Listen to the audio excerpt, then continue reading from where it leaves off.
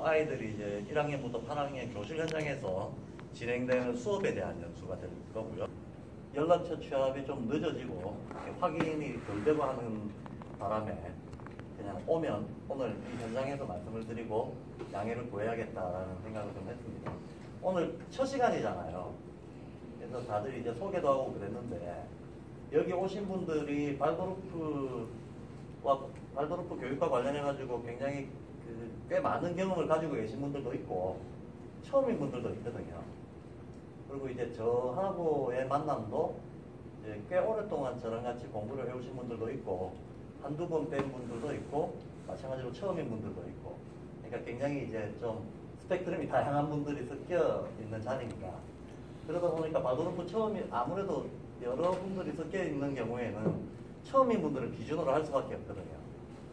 그래서 익숙한 분들한테는 약간 지겨울지 모르겠지만 첫날은 그 두 가지가 먼저 앞서서 이렇게 얘기가 깔리고 그러고 나서 현재 과정이 진행되는 게 맞겠다는 생각이 드는 거예요. 하나는 이제 발도르프 교육 전체에 대한 개관이 좀 필요합니다. 쉽게 말해서 발도르프 교육이 뭐냐라는 거죠.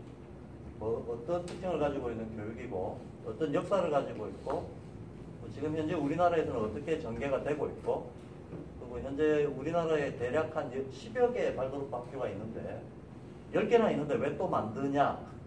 그러니까 이게 양평자유학교라고 하는 기존에 있었던 발도르프 학교들하고 어떤 점에서 자기 고유성을 가지고 있는가 이런 것들도 좀 같이 소개가 돼야 될 것 같아요.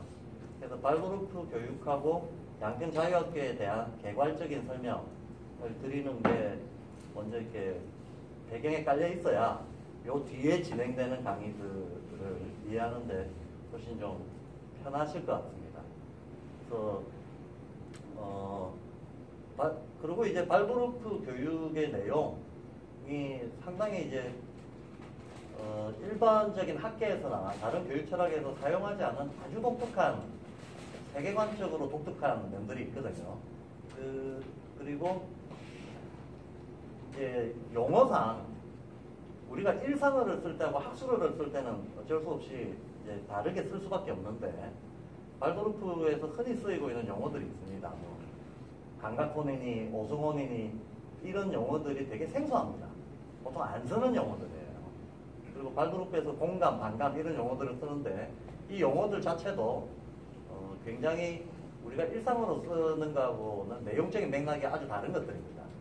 그래서 발도르프 앞에 제가 개관하게 드리겠다고 말씀을 드렸는데 그와 동시에 이제 일상어들 오해하기 쉬운 일상어로 이해했을 때는 딱 오해를 불러일으키기 쉬운 발도르프의 독특한 그 용어들에 대해 가지고도 좀 정리를 해드리고 그런 과정들 전반적인 오리엔테이션 제가 오늘 오전에 지금 이제 오전에 11시까지 1시간 정도 같이 말씀을 나누고 오후에 또 제 강의를 하게 될 텐데 지금 제가 오늘 전제 깔아야겠습니다라고 얘기했던 이 내용이면 아마 오늘 할 수 있는 얘기는 다 시간이 다 될 것 같아요.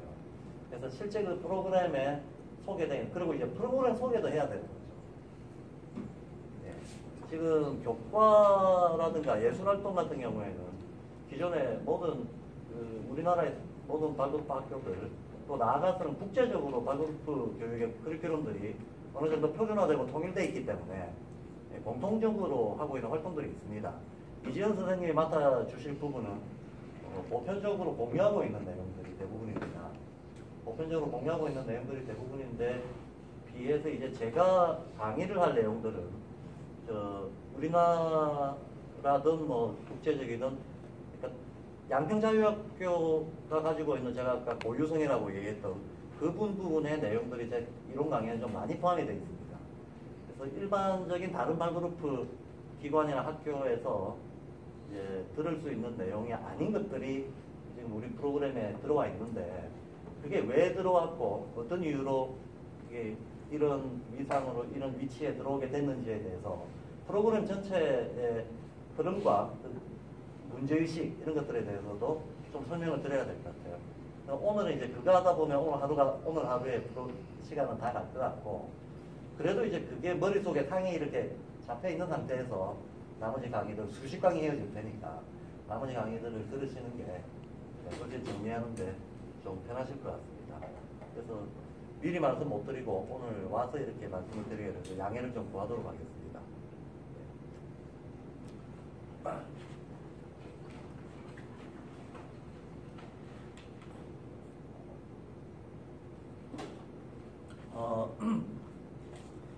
그러면 선생님 11시까지죠? 11시 10분 할까요? 아니, 11시 10분. 그 뒤에 11시 30분에 다시 네, 시작합니다. 11시 30분. 예, 예. 그 점심시간은 1시입니까? 네. 예. 그럼 11시까지 한번 말씀 들어보도록 하겠습니다. 제일 먼저 그 전에 이제 호구조사 잠깐 하고 시작하겠습니다. 호구조사 잠깐. 발도르프거든요. 발도르프 처음이신 분. 발도르프 처음 들어봤다.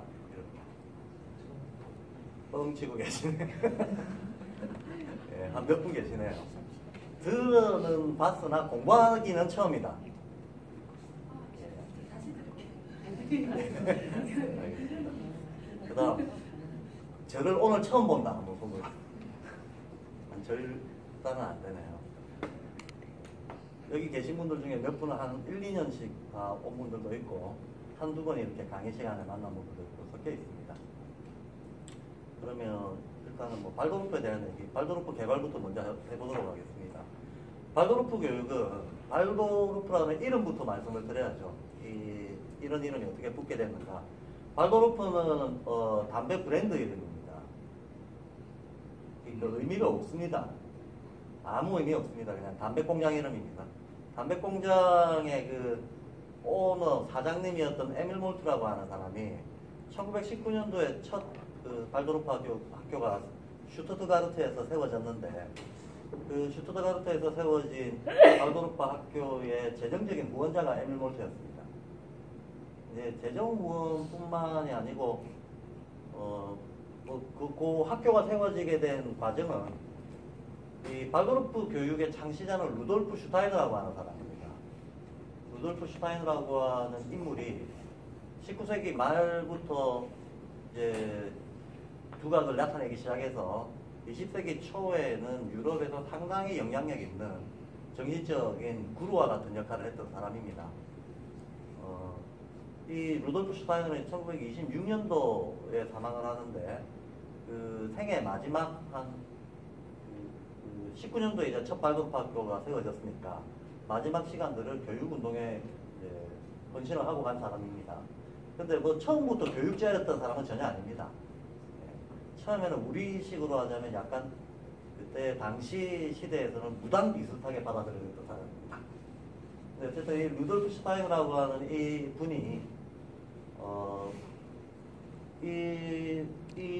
이분이 정리한 하나의 그 루돌프 슈타이너의 사상과 철학을 인지학이라고 부릅니다. 인지학. 인간의 인식 기능하고 상관없고 컨디션이라든가 컨셉들을 얘기하는 게 아니고 여기서 인지학이라고 하는 것은 이제 영어로는 안스로포스피입니다. 안스로, 인류죠. 인간 보편. 유로서의 인간. 인간 보편에 대한 지혜. 이 정도로 번역할 수 있습니다. 안스로포스피라고 하는데 그러니까 인간에 대한 지혜. 인간에 대한 지혜. 보통 철학에서 존재론이라고 말하는 것 같은 뉘앙스를 풍깁니다. 그런데 철학, 우리가 알고 있는 일반적인 현대 철학의 분류 기준으로 이 사람의 사상을 볼 수는 없습니다. 그보다는 훨씬 더 통합적인 성격을 가지고 있기 때문에 근대적 분류로 이렇게 뭐 인식론, 존재론, 가치론 이런 식으로 분류해서 바라볼 수 있는 내용은 아니고 인간 전체에 대한 포괄적인 이해를 추구하는 학문이라는 뜻에서 인지학이라고 합니다. 그래서 이 인지학이 이제 루돌프 슈타이너가 창시한 사상이라고 할 수 있는데 이 인지학의 바탕에서 교육운동으로서 나타난 게 발도르프 학교, 이제 발도르프 교육인 겁니다. 교육운동에만 이 인지학이 영향을 미친 게 아니고 예술이라든가 협동조합이라든가 그 다음에 심지어는 이제 금융이론이라든가 의학이라든가 농사라든가 전 분야에 영향을 미치게 됩니다. 그러니까 원래 좀 거시적이고 포괄적인 사상이 하나 나오면 예, 모든 분야에 영향을 미치잖아요. 예수 부처님 같은 이런 분들이 나오시면 문명이 하나 새로 일어나지 않습니까? 그런 것처럼 그 사상가의 어떤 그 다산성의 폭에 따라 가지고 미치는 영향이 범위와 이제 깊이 이런 것들이 정해지게 될 텐데 이 루돌프 슈타이너도 20세기 초에 가장 큰 영향을 가진 사상가 중에 한 명이 된 거죠. 그렇고 그래서 발도르프 교육하고 안스로포스피하고는 이렇게 등치시킬 수는 없습니다. 인지학은 훨씬 넓은 분야에 영향을 미친 거시적 세계관이라고 봐야 되고 그 거시적 세계관이 교육에 적용이 돼서 예, 교육적으로 좀 더 섬세하게 정교하게 교육적 실천적 경험들과 어우러지면서 만들어진 교육 철학과 과정, 이걸 발도르프 교육이라고 하는 거죠. 그래서 발도르프 교육은 이제 루돌프 슈타이너가 창시하고 엘멜무르트가 재정적인 지원을 하면서 세계에서 첫 학교가 이제 19년도에 섰고 그 뒤로부터 지금까지 약 한 200여 개 국가에 현재는 1000개 정도의 학교가 운영이 되고 있습니다. 그리고 우리나라에서는 지금 한 10개 정도의 학교가 운영이 되고 있고 발도르프 학교가 정식으로 설립돼서 이제 운영된 지는 뭐 불과 한 15년, 6년 그 정도밖에 안 됩니다. 발도르프가 한국에 소개된 것 자체가 한 20년 정도의 역사를 가지고 있습니다.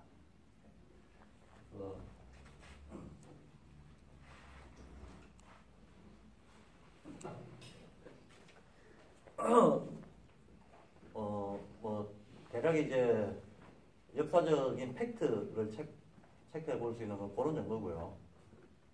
그 다음에 이제 이 발도르프 교육의 특징이 뭐냐 하는 거를 좀 말씀을 드리겠습니다. 어쨌든 우리가 어떤 철학이다 사상이다라고 했을 때는 결론적인 특징이 있을 텐데 이 발도르프 교육의 목표 그 다음에 가장 두드러지는 특징이 뭔가 하는 건데요. 그거는 이제 발도르프 학교들이 쓰고 있는 이름에 잘 나타나 있습니다. 발도르프 학교들이 사용하고 있는 이름이 저희가 세울 학교도 가칭이지만 실제로 그렇게 될 것 같습니다. 양평자유학교거든요. 양평자유학교. 발도르프를 아시는 분들은 다 아시겠지만 전 세계에 있는 모든 발도르프 학교들은 그 앞에다 자유라고 하는 개념을 붙입니다. 자유. 그러니까 저희는 양평에서 하는 발도르프 학교니까 양평자유학교가 되는 거죠. 예. 과천에서 하면 과천자유학교가 되는 거고 지역 이름에다가 자유라고 하는 명칭을 붙여가지고 보통 발도르프 학교 이름을 말합니다. 서울자유학교에서 오셨다 그랬잖아요.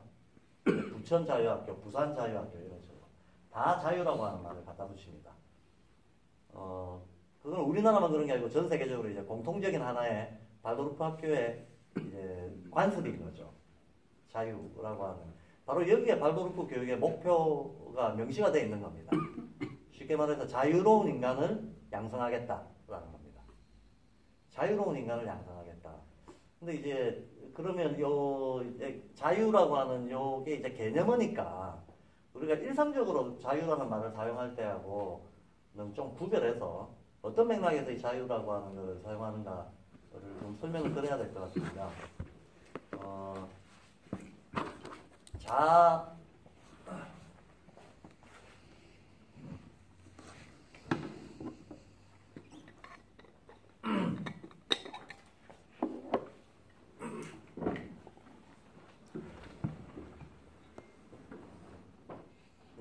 여기서부터 이제 안내가 아니고 내용적인 강의를 조금씩 섞어가면서 말씀을 드리겠습니다. 자유에 대한 얘기요.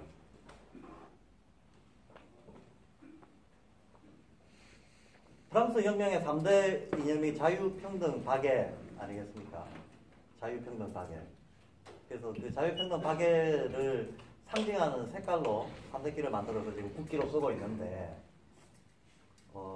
사실 자유평등 박애라고 하는 이 근대의 이념이라고 말할 수 있는 이런 가치 덕목들이 떠오르게 된 게 옛날부터 있었던 게 아니고 말 그대로 근대 문명이라고 말할 수 있는 게 형성되는 수세기에 걸쳐서 수많은 그 유럽의 사회 변화의 혁명적인 사회 변화의 그 경험들 속에서 서서히 17세기, 18세기, 19세기 이렇게 한 세기씩 가면서 사회적 합의가 서서히 이루어지면서 결과적으로 프랑스 혁명 때 자유평등 박애를 3대 가치로 내세우게 되는 거거든요. 근데 그때 자유평등 박애라고 했을 때 그때 사용됐던 자유라고 하는 그 개념어는 지금 우리가 일상적으로 쓰고 있는 자유라고 하는 거하고는 내용의 맥락이 좀 다른 거죠. 아주 구체적인 뜻을 가지고 있는 건데 우리가 보통 생활적으로 자유롭다라고 얘기할 때 사실 많은 의미를 가지고 있습니다. 많은 의미를 가지고 있는데 제가 사실 강의를 수십 년을 해와서 강의하는 자리가 불편하진 않은데 늘 모든 자리에서 첫 강의 제일 버벅대니다. 그래서 첫 강의에는 무슨 얘기를 할까 이렇게 순서 잡는 것 자체가 좀 어려워서 조금 버벅대더라도 이해를 해주십시오. 지내다 보면 뭐 꼭 편해지고. 좀 떠들어 주세요. 너무 리액션을 좀 드릴까요? 아니 제가 있잖아요. 그래서 이게 이제 이 말씀부터 드려야겠는데 제가 아까 발도르프에 톡톡하게 쓰고 있는 용어들 나중에 소개해드리겠다라고 했는데 우리가 보통 때 일상하고 학술어를 구별을 사실 안 하거든요. 구별을 잘 안 하고 쓰는데 이거 심각한 문제입니다. 그리고 저희 양평자유학교에서는 다른 것도 물론 다 중요하지만 특별히 그 모국어에 대한 교육은 굉장히 나름대로 내적으로 저희가 좀 기존에 해왔던 것하고는 다르게 해야겠다라고 하는 신념을 가지고 있습니다. 신념을 가지고 있는데 우리의 언어 습관, 이 언어 습관이 언어라고 하는 게 의식에 끼치는 영향이 워낙 절대적이기 때문에 더군다나 이제 우리가 어느 나라 사람들이든지 자기 모국어로부터 자기 의식이 이렇게 정리가 되는 거라서 모국어에 대한 깊은 이해라고 하는 건 더없이 중요한데 우리가 사실 우리 모국어에 대한 이해가 많이 어질러져 있는 상황이거든요. 이제 직접적으로 보자면 크게 보면 두 가지 문제 때문입니다. 딴 데를 세지 마시고. 예, 아니 하나는 한문을 모릅니다 우리가. 여기 계신 몇 분은 아마 조금 연세가 있으신 분들은 다르겠지만 저를 포함해서 저도 50대인데 저를 포함해서 저 밑에 세대들은 나이대로 봐가지고 한문을 거의 한문 문맹인 세대들이에요. 조선왕조실록 갖다 주고 읽어봐라 그러면 아무도 못 읽죠. 한문 문맹입니다. 그런데 안타깝게도 우리나라 국어사전에 들어가 있는 낱말 개수가 50만 개 정도가 되는데 그 중에 한 40만 개 이상이 한문을 겸해서 쓰여지고 있는 것들이거든요. 그리고 그 한문이라고 하는 게 표현 문자이기 때문에 문자를 읽을 줄 알면 거기서 뜻을 바로 취할 수 있는 성격을 가지고 있는데 우리가 한문 문맹이니까 한문을 발음으로만 듣고 한문 뜻을 새기지를 못한다는 거예요. 그러다 보니까 어떤 특정 용어에 대해서 개념에 대해서 정확하게 이해하는 게 아니고 이미지적으로 이해를 하고 있어요. 이미지적으로. 그런데 말과 글이라고 하는 건 대단히 다르지 않습니까? 법을 오랄로 하는 거하고 레터, 문자로 쓰는 거하고는 실제로 행위도 다르고 언어가 말 언어가 있고 글 언어가 있다고 한다면 이것도 사실은 이게 말이 안 되는 얘기입니다. 왜냐하면 어라는 말 자체가 둘 다 말씀어거든요. 둘 다 말입니다. 그러니까 글을 표현하는 건 문자죠. 그러니까 언어 문자 이래야 되는데 그냥 말 언어, 글 언어라고 쓰도록 하겠습니다. 말 언어가 주는 효과, 글 언어가 주는 효과는 대단히 상이합니다. 심지어 반대되는 효과라고 말할 수 있을 정도로 상이한 부분들이 있습니다. 근데 인간이 누구든지 말 먼저 배우고 그 다음에 글을 배우게 되는데 이제 이 과정을 통해 가지고 키워지는 어떤 상반된 의식 효과들이 나중에 종합이 되면서 좀 더 성숙한 의식으로 이렇게 성장하는 메커니즘을 가지고 있거든요. 근데 우리 같은 경우에는 지금 모국어를 사용하는 데 있어서 표현 문자를 완전 도외시해버렸기 때문에 지금 요것도 라틴어 아닙니까? 유럽에서는 라틴어를 공통 어원으로 해서 영어, 프랑스어, 독일어, 네덜란드 이런 식으로 이제 퍼져나가죠. 그러니까 서구인들이 5개국어 한다, 6개국어 한다라고 하는 거는 솔직히 부럽기도 하지만 서구의 학자들 중에는 5, 6개국어를 하신다는 분들이 많이 있는데 우리가 보기에는 부럽기도 하지만 사실 우리가 그 사람들이라고 치고 보면 그 정도는 해야지. 왜냐하면 이 사람들은 라틴어 변형해가지고 다 쓴 거잖아요. 예, 라틴어 변형해서 쓴 거기 때문에 철자가 좀 다르지. 철자는 좀 다르고 발음이 좀 다른 것 뿐이지. 문자 자체는 다 라틴어에서 나온 것들을 살짝 변형해서 쓴 거기 때문에 유럽인들에게 있어서 독일 사람, 프랑스 사람들의 차이는 우리나라로, 우리 감성으로 치자면 전라도, 경상도 차이거든요. 그럼 경상도 반응 쓰는 사람이 전라도 가서 약간 생소하기는 하지만 다 알아듣죠. 예, 다 알아듣죠. 저기 한경도, 평안도 사람들을 만나도 기본적으로는 소통이 되죠.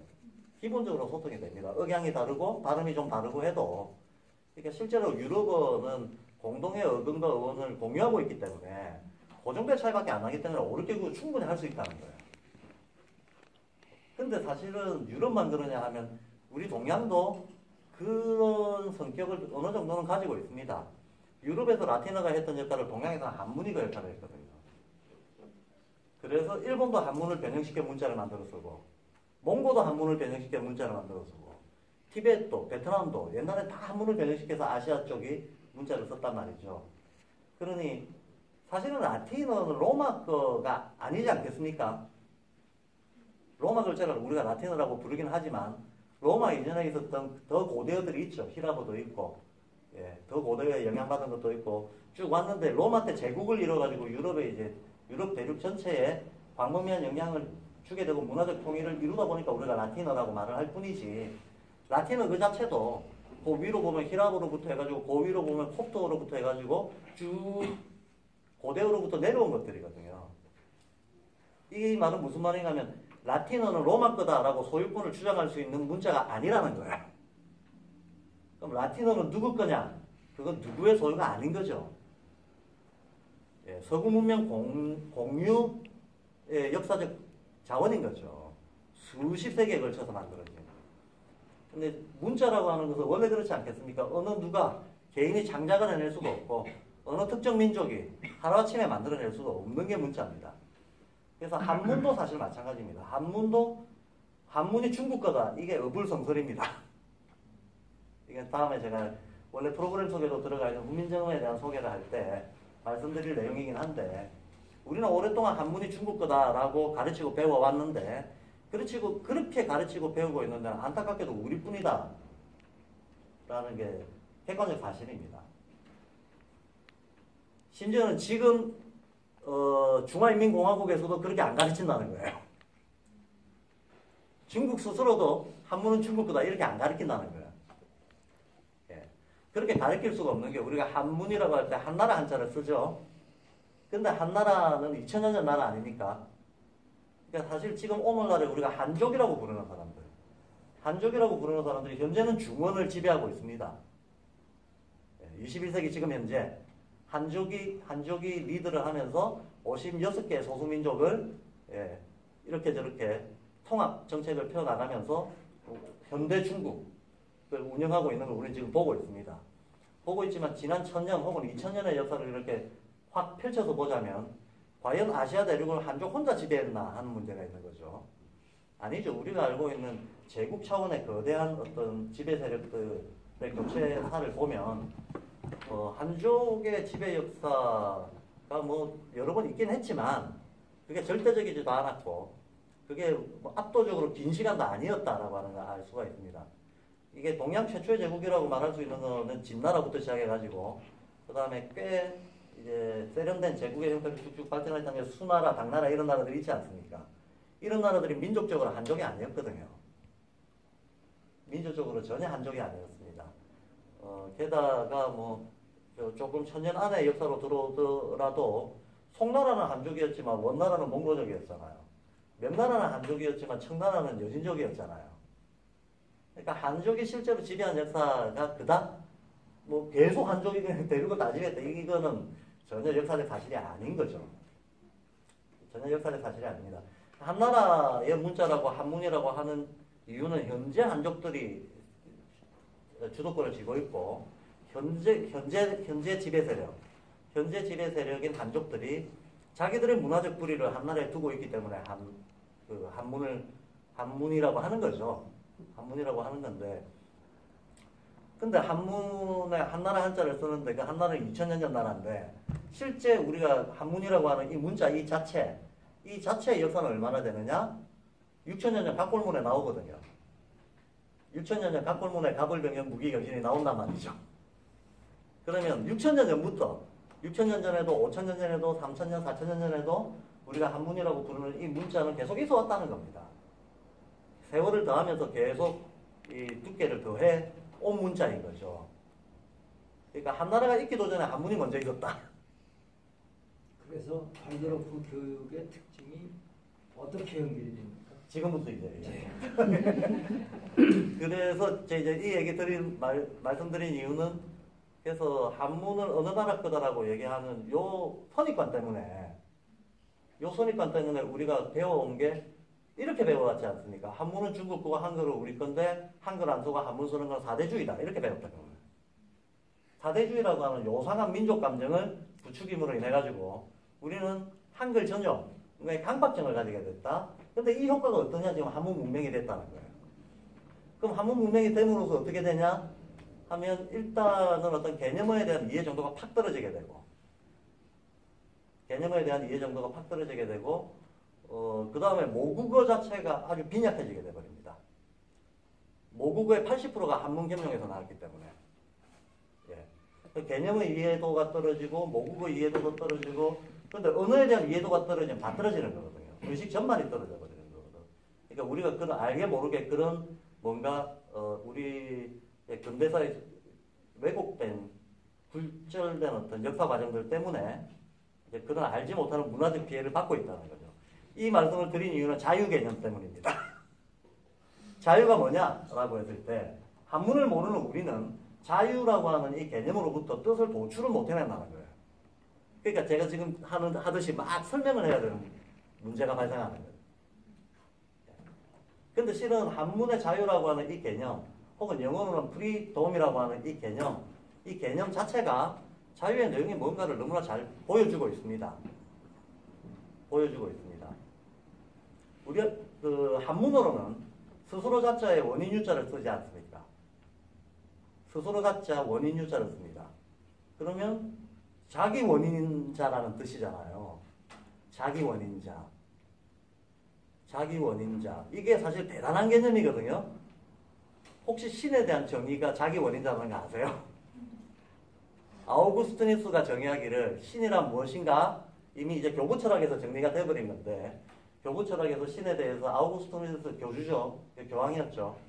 정의하기를 부동의 동자라고 정의를 했습니다. 부동의 동자. 부동. 안 움직인다는 말이죠.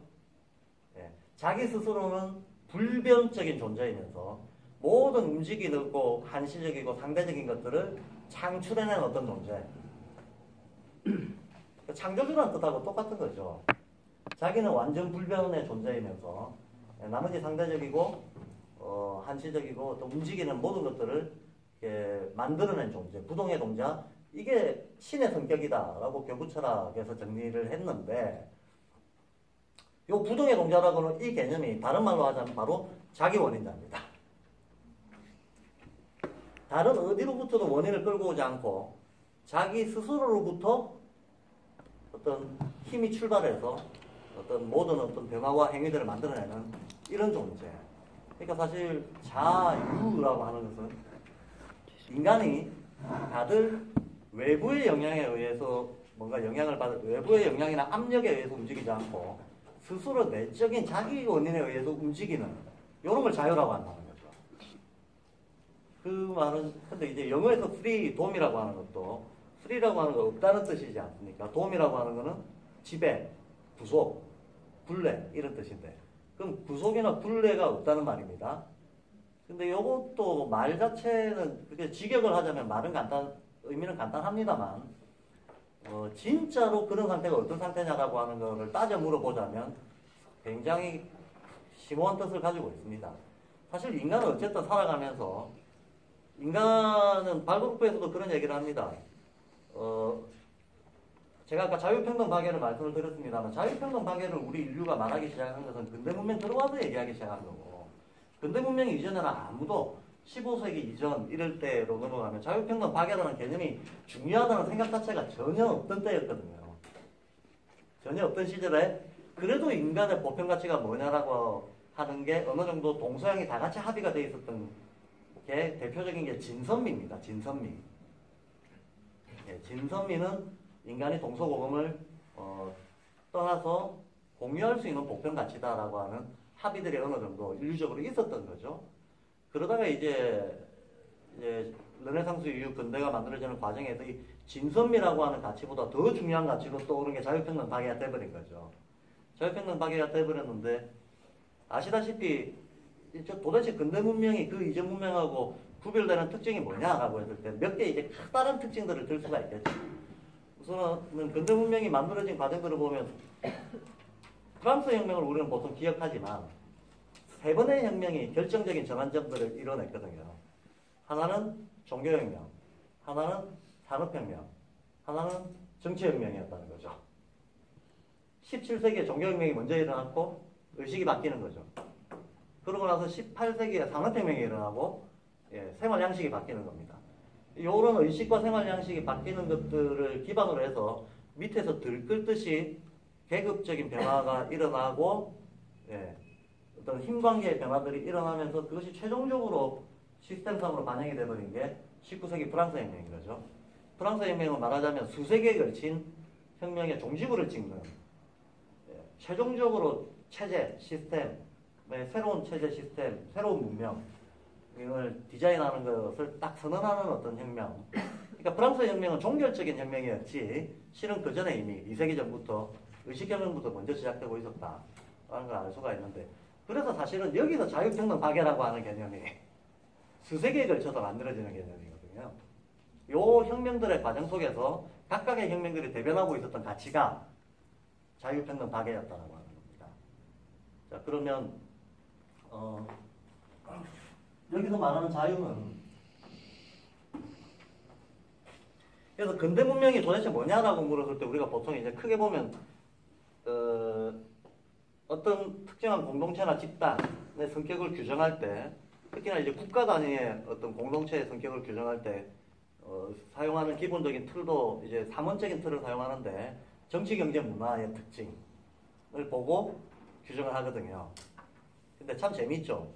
제가 아까부터 계속 드리고 있는 말씀이지만 자유평등 박애가 있기도 전에 인류가 공유하고 있었던 가치는 진선미다. 세 가지잖아요. 근데 자유평등 박애 이것도 세 가지네요. 근데 제가 지금 사회 특징을 볼 때 보통 정치, 경제, 문화 이렇게 보게 된다 그랬잖아요. 이것도 세 가지네요.